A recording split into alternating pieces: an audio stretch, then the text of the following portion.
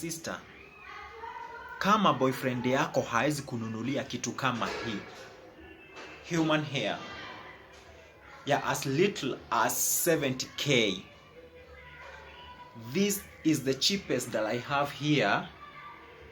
Nili import kutoka India and it costed me almost 500k, you know.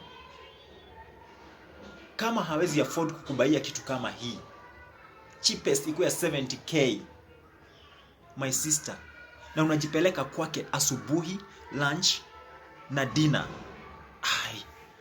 you are wasting your life. Ujipendi my sister, ujipendi hata kidogo.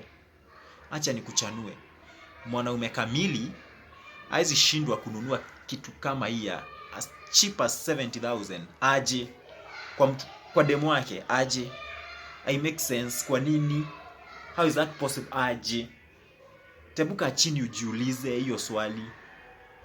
As cheap as 70k human hair haizi afford. My sister, acha nikuchanue. Sepa mwanangu. Ala.